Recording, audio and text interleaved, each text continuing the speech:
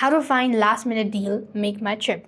In order to find last minute deal on Make My Trip, you could directly visit the specialized last minute deal section on their website or an app.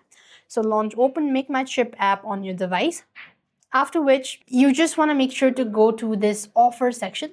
There you should be able to see the last minute deals as well. Here you should be able to find last minute deals. If not, tap the menu from the top right corner, top left corner of the screen, and what you want to do is you could just go ahead and select these last minute options. This is where basically you'll be able to find it in the home page.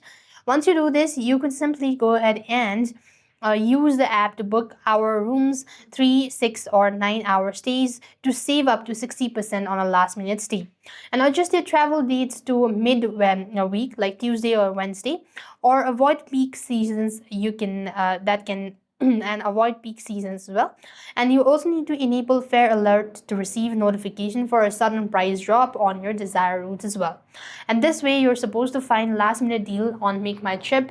I hope the video was helpful. Make sure to like, share, and subscribe. Thank you for watching. See you in the next video.